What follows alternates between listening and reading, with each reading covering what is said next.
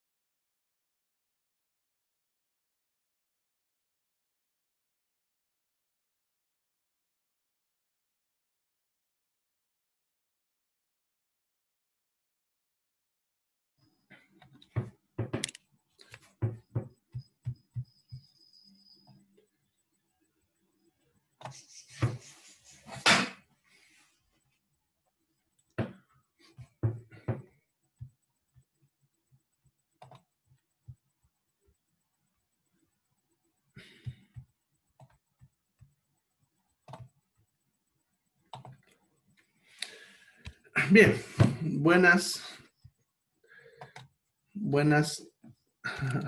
tardes a todos. Entonces, hoy vamos a empezar sobre lo que es el seminario sobre anticoncepción farmacológica. ¿Ya?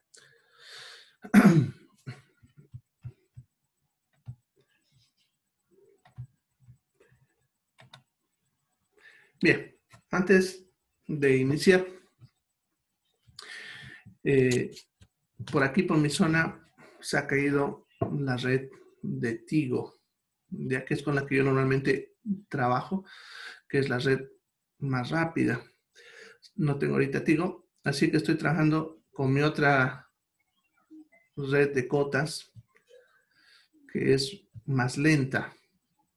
De repente escuchen un poquito entrecortado, ¿ya? Así que voy a hablar un poco más pausado para que no se corte el audio.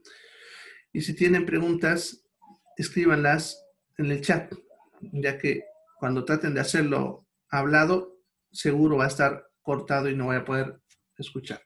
Eso mientras se restablece mi red de Tigo, que ya he mandado a que me reclamen. A ver, veremos. Ya. Ahora, en cuanto al tema de hoy, es un tema bastante largo, son mucho que hablar, así que voy a procurar hablar de todo. Ya. Voy a hablar un poquito rápido en algunos puntos, así que si ustedes no entendieron algo, ese rato escríbanlo en el chat para que yo en ese momento les responda. ¿Ya? Bien, entonces vamos a lo que es la parte de anticoncepción farmacológica, que básicamente es hablar de lo mismo que es anticoncepción hormonal. ¿Ya? Bien, primero, siempre es bueno aclarar qué sería un anticonceptivo ideal. ¿Ya? Un anticonceptivo ideal sería un anticonceptivo que sea potente a mínimas dosis. Eso para que justamente también haya mínimos efectos adversos.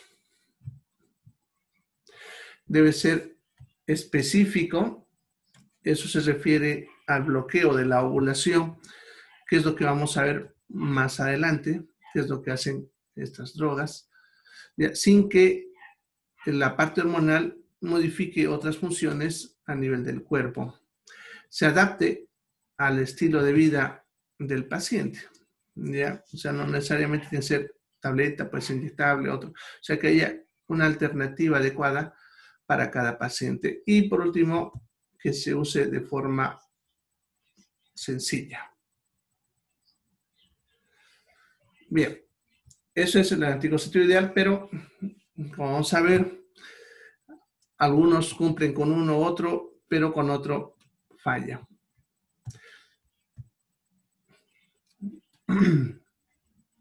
Bien, entonces, cuando hablamos de anticoncepción farmacológica o hormonal, podemos hablar de lo que es la anticoncepción hormonal femenina y la masculina. Como la parte más larga es la de hormonas, la parte femenina, entonces hoy voy a hablar solamente de la anticoncepción hormonal femenina. En el siguiente sábado, enlazando a lo que me toca hablar ese sábado, voy a hablar de anticoncepción hormonal masculina, que es un poco más corto, ya que todavía no hay muchos productos en cuanto a lo que es anticoncepción hormonal masculina, pero de que hay, ya hay. ¿Ya? Entonces, vamos a hablar hoy día de los componentes femeninos. Básicamente, hay que hablar de dos hormonas, la parte fisiológica, para entender cómo funcionan estas hormonas que vamos a ver. ¿Ya? El ciclo menstrual femenino ya está controlado por dos hormonas, la progesterona y el estrógeno. Estas dos hormonas van a controlar todo el ciclo, pero a su vez estas dos son controladas por otras dos hormonas que son la FSH y la LH, y esas a su vez están controladas con por la hormona liberadora de gonadotrofinas del hipotálamo. ¿Ya? Entonces, al bloquear este mecanismo hormonal, pudiésemos producir anticoncepción. Cada hormona cumple una función, ¿ya? Y las hormonas que vamos a usar como métodos anticonceptivos son imitadoras de una de estas dos hormonas. Ya en condiciones fisiológicas normales, la progesterona ya va a participar en lo que es el ciclo menstrual femenino, básicamente en la segunda parte del ciclo, lo que es la fase lútea, ¿ya? Y participa en lo que es la embriogénesis, que es favorecer el desarrollo del embrión posterior a lo que es la concepción, ¿ya?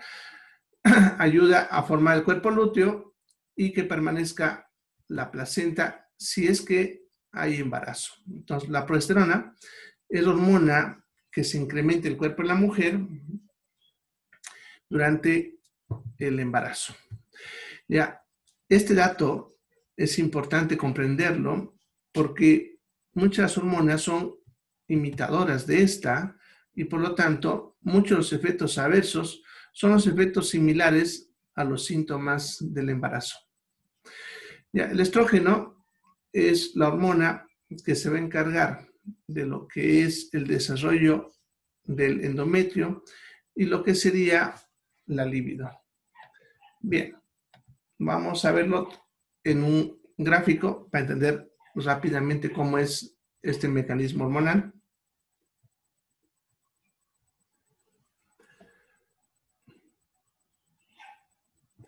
Bien. Entonces,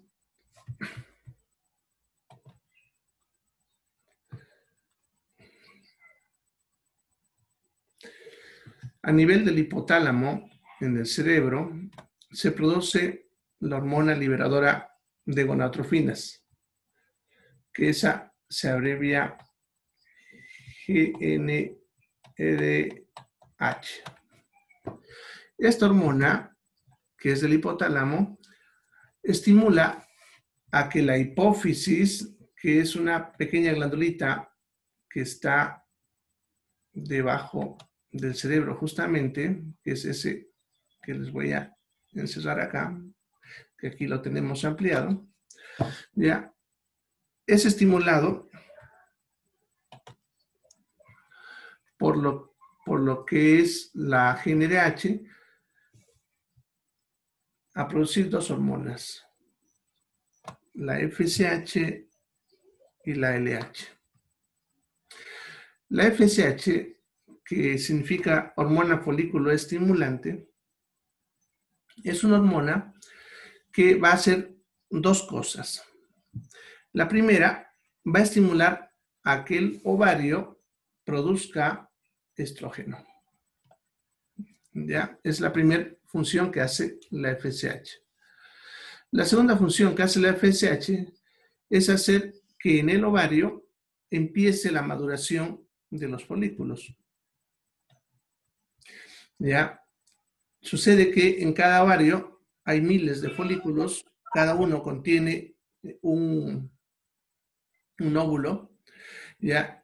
Y va a ser que en cada ciclo maduren 10 de un solo ovario, porque los ovarios se van turnando. ¿Ya? Al concluir la maduración, que eso ocurre justamente en la mitad del ciclo, va a ocurrir la ovulación. Pero la ovulación ocurre por lo que es el incremento de producción de LH. ¿Ya? Entonces, la FSH va a ser responsable de dos cosas: la producción de estrógeno y la maduración de los folículos en el ovario. Bien, luego la LH va a ser responsable de que ese folículo que alcanzó la maduración libere al óvulo que contiene en su interior. Y ese tejido que liberó al óvulo se transforme en cuerpo lúteo. Que el cuerpo lúteo va a ser responsable de incrementar la producción de progesterona. Y por lo tanto, la LH también se hace cargo de la producción de progesterona. Entonces, eso sería lo que es la FSH y la LH. Lo que es el estrógeno y la progesterona que se van produciendo van a ser lo siguiente. Ya, primero, el estrógeno va a actuar directamente sobre el endometrio y su función es hacer que ese endometrio que salió después de la menstruación vuelva a crecer de nuevo. Y lo que vemos acá en esta etapa, por ejemplo, es el crecimiento del endometrio. Va a empezar a crecer de nuevo, ya que se salió en parte cuando hubo la menstruación. ¿Ya? La progesterona se va a hacer responsable de que este endometrio, que ya terminó de crecer, se modifique.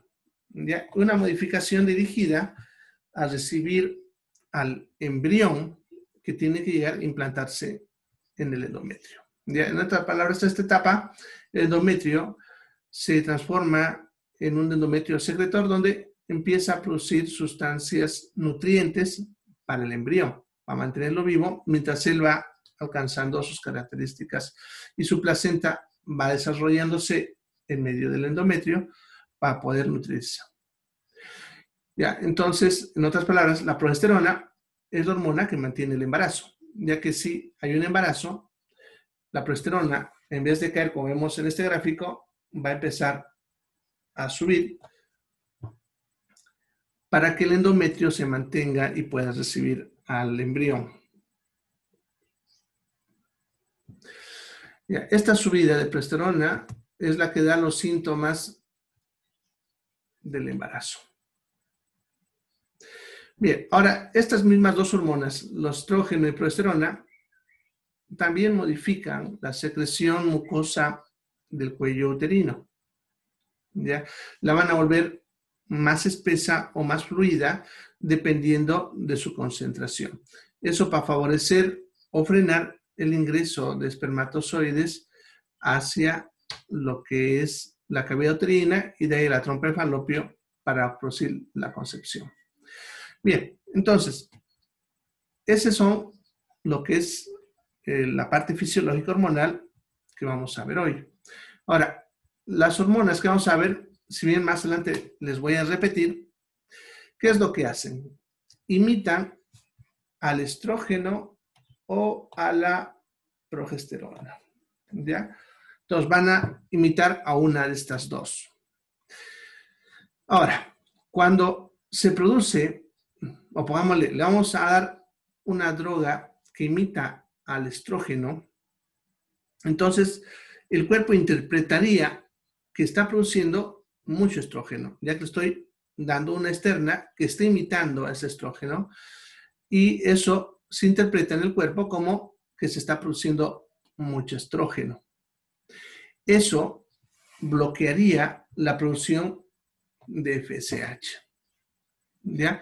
Ya que si el cuerpo produce mucho estrógeno, va a dejar de producir FSH, ¿ya? Y si dejamos de producir FSH, pues no hay maduración de los folículos y por lo tanto no hay ovulación. ¿Ya? Así actuaría las imitadoras del estrógeno. Así no le crea al cuerpo que está produciendo mucho y por lo tanto se bloquea la producción de FSH y por lo tanto me bloquean la maduración de folículos. Y no hay folículos, no hay óvulos. Las imitadoras de la progesterona van a actuar sobre la LH. Van a hacerle creer al cuerpo que ha habido un embarazo, en otras palabras, por si acaso, porque imitarían ese efecto, principalmente cuando se usa en dosis elevadas, y lo que harían es bloquearme a la LH. Si me bloquea la LH, no hay ovulación, porque acuérdense que la LH era la responsable de la ovulación. Esa es la primera forma como actuaría. Entonces, no hay ovulación, no hay embarazo. La segunda es modificando el endometrio. El endometrio no va a responder de forma adecuada, ya que no es la natural, y por lo tanto se va a volver no receptivo para el embrión.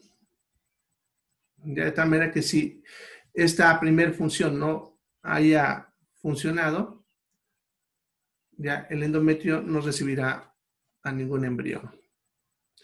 Bueno, y estos cambios también modifican el moco del cuello uterino, haciendo que se vuelva más espeso y por lo tanto no entren los espermatozoides. Ya, ese sería el mecanismo básico, cómo funcionarían estas hormonas. Están viendo, entonces, algunas me bloquearán la maduración de los folículos, otros me bloquean lo que es la ovulación en sí, otros me van a bloquear la zona del endometrio para que no reciba al embrión y por último me cambiarán la consistencia del moco cervical para que los espermatozoides no puedan entrar. Entonces actúan o están viendo en varios puntos para que así se evite el embarazo. Bien, eso era un poquito de fisiología para entender cómo actúan estas hormonas en el cuerpo. ¿Ya? Ahora vamos a ver ya de la parte farmacológica. Entonces, los anticonceptivos hormonales, como les decía, son imitadores y vamos a tener, por lo tanto, dos grupos. Los estrógenos, que son los imitadores del estrógeno natural, y los progestágenos, que son los imitadores de la progesterona. Ya, entre lo que son los estrógenos tenemos el etinilestradiol, que es el más usado en todas las combinaciones, y el mestrinol. Entre los progestágenos tenemos que se divide en tres grupos: los estranos, los pregnanos y los gonanos, que ahorita lo vamos a ver. ¿Ya?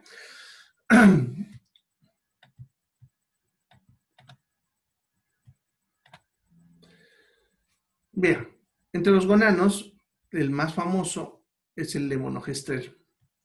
¿Por qué les digo que es más famoso? Porque es el que actualmente se usa en múltiples métodos. Por ejemplo, la tableta el día después o de emergencia es levonorgestrel.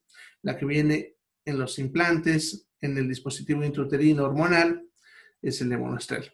Ya es un gonano. Ya más adelante vamos a ver en forma genérica cómo funcionan en cada mecanismo. Sin embargo, aquí algunas cositas importantes. Ya actualmente, como decía, es el más usado en ciertos métodos por ser muy potente. ¿Ya? Como ven, es 80 veces más potente que la progesterona natural del cuerpo.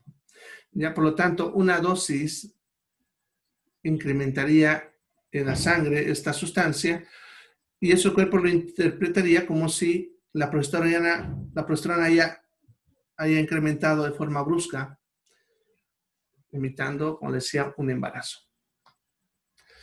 Bien, un detalle que es importante de esta, que disminuye el HDL y aumenta la LDL, que esos son las lipoproteínas transportadoras de lípidos en la sangre, y por lo tanto, esto me incrementaría un poco más el riesgo de ciertas patologías que tienen que ver con la parte vascular. Bien. Por lo tanto, los anticonceptivos hormonales van a contener o solamente un progestágeno o puede estar un progestágeno combinado con estrógeno. ¿Ya? O sea, tiene que tener sí o sí un progestágeno. ¿Ya? Y eso lo pudiese ser puro o combinado con estrógeno. ¿Cómo va a actuar cada uno? Que eso ya les había explicado un poquito en gráfico, pero aquí ya de forma específica. El progestágeno entonces va a actuar uno a nivel del moco cervical, volviéndolo más espeso. Segundo, me va a bloquear la producción de gonadotropinas que produce la liberación del óvulo, que en este caso sería la LH. Ya me bloquearía eso de ahí. En cuanto al estrógeno, va a inhibir la ovulación y me va a alterar el endometrio para evitar la implantación del embrión, si es que lo hubiese. Bien, empezaremos a hablar primero de los progestágenos, que son los que se usan de base para el tratamiento anticonceptivo hormonal. Tenemos dos grupos de progestágenos, los derivados de la progesterona y los derivados de la testosterona. ¿Ya? Ambos se van a usar de diferente manera. ¿Ya? Vamos a verlo más adelante. ¿Ya? Los progestágenos se dividen en generaciones. La primera que fue sintetizada es la norepinefrina,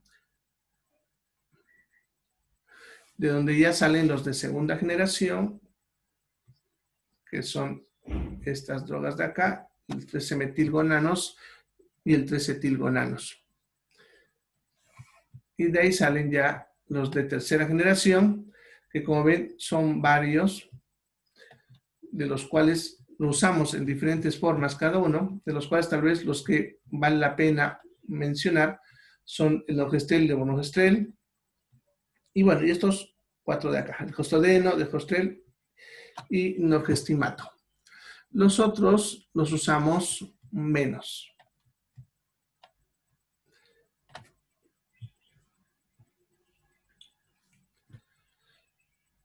Bien, entonces los efectos que produce la anticoncepción hormonal oral combinada ya tiene que ver también con los dos mismos tipos de drogas, los progestágenos y lo que son los estrógenos.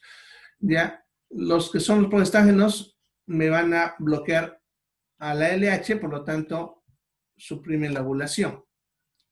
Van a producir una atrofia del endometrio y así eso evitaría la implantación. Van a hacer que el moco se vuelva más espeso, lo cual evitaría que los espermatozoides alcancen al óvulo. Y en las trompas, hacen que las trompas reduzcan su peristalsis y su secreción.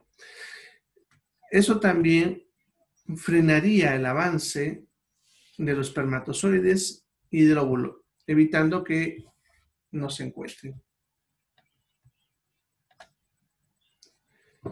En cuanto a de los estrógenos, me van a bloquear a la FSH, lo cual bloquearía, por lo tanto, lo que es la maduración de los folículos. Ya, en otras palabras, ofrece el crecimiento del folículo que tiene que llegar a liberar el óvulo. Incrementa la potencia de los progestágenos, ya, de los anteriores. Por lo tanto, actúa de forma sinérgica y por eso, cuando se usan combinados, el efecto es mucho mejor que solamente usar un progestágeno. Y tendría que estabilizar el endometrio para minimizar el sangrado, ya que unos problemas con los progestágenos es que suelen incrementar en algunos pacientes los sangrados.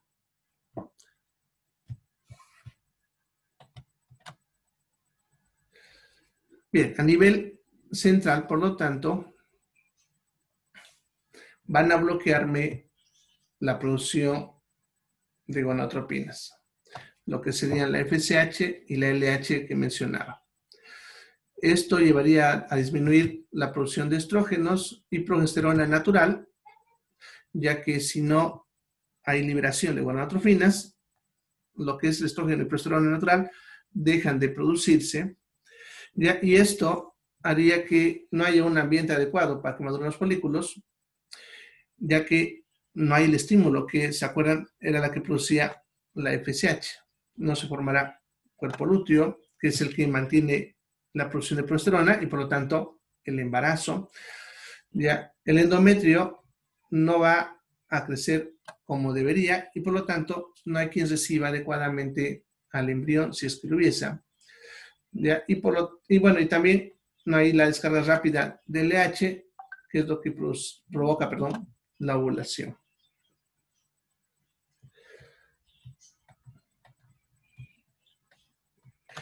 A nivel ya de lo que es los órganos mismos, lo que es las trompas del útero, las trompas va a producir que no se muevan adecuadamente y por lo tanto no permite la unión espermatozoide con óvulo.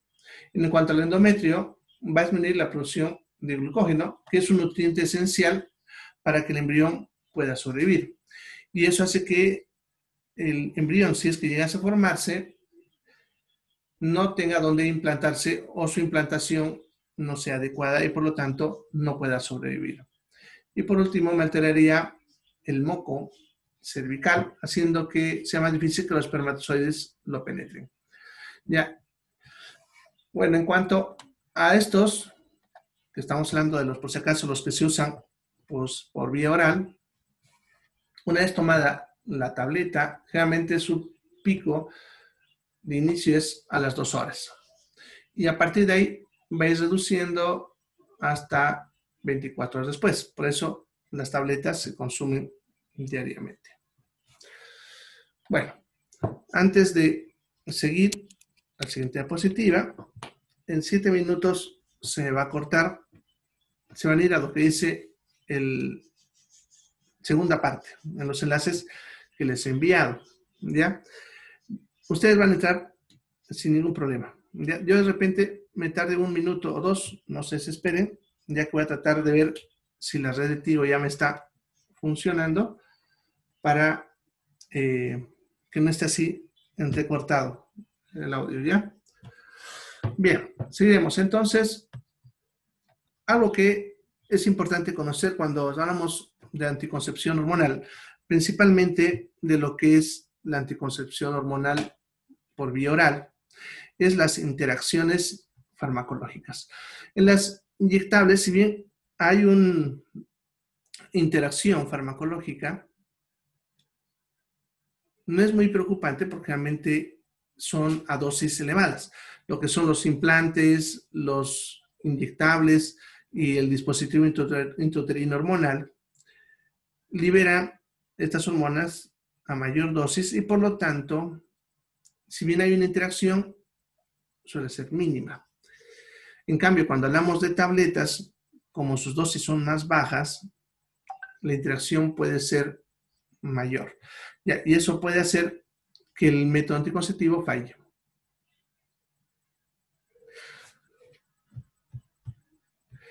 Entre las drogas que pueden generar interacción, tenemos 3 grupos. ¿Ya? Este grupo de acá, que está incluido en varios antibióticos, rifampicina, penicilinas, por si acaso aquí, penicilinas se refiere a todo el grupo de penicilinas, no solamente a la penicilina en sí, sino sus derivados, amoxicilina, ampicilina, etc. Ya que les recalco eso porque son drogas de uso común. Ya cuando se usa alguna de estas drogas junto con el anticonceptivo, ya van a disminuir la eficacia de la droga, ya que a nivel hepático ya compiten por la vía metabólica y eso significa que su efecto no es favorable. Ya, por lo tanto, si un paciente está tomando un anticonceptivo por vía oral y toma alguno de estos antibióticos, ya lo que debe hacer es usar otro método anticonceptivo. No debe suspenderlo, a menos que sea un tratamiento crónico, ¿no? Pero, por ejemplo, si le da una faringitis y empieza a tomar una amoxicilina, durante el tiempo que esté tomando eso, debe usar otro método como un preservativo, ya que puede que el método anticonceptivo falle. No se suspende el método anticonceptivo, aún sabiendo que puede fallar, porque así se mantiene la costumbre de la paciente, ¿ya? Y aún así la probabilidad de embarazo está reducida, aun cuando hay una probabilidad de falla del método. Pero es importante recordar que si está tomando alguna de estas drogas, puede necesitar otro método anticonceptivo. ¿Ya? Bien. En cuanto al otro grupo, que incluye el diazepam, clorazepósito, antidepresivos y diofilina, ¿ya? En este caso, potencia el efecto de esas drogas. Su método anticonceptivo va a permanecer eficaz. O sea, no habrá necesidad de usar otro método. Pero es importante conocer esto, ya que el efecto de, por ejemplo, el diazepam será más intenso, haciendo que si el paciente toma esta droga, no solamente se dormirá unas cuantas horitas, sino quedará intensamente sedado. ¿Ya? Luego estaría lo que es el ácido acetilsalicílico y el acetaminofén, que son 2 drogas de uso común, ¿no? El primero sería la aspirina y el otro el paracetamol famoso que todo el mundo conoce. Ya en este caso, el efecto de esas 2 drogas estaría reducido, pero la acción anticonceptiva permanecería en buenas condiciones. Por lo tanto, no necesita otro método anticonceptivo, pero sí necesitaría aumentar la dosis de estas 2 drogas para que encuentre un efecto adecuado. ¿Ya? Porque puede que, vamos, le tenga un dolor de cabeza y tome un paracetamol y no funcione. Entonces tenga que, en vez de tomar de 500, tome una de 1 gramo y así consiga el efecto esperado.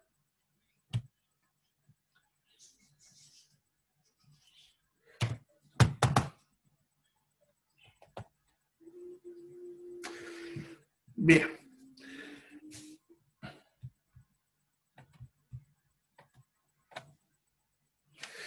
En cuanto a los efectos secundarios.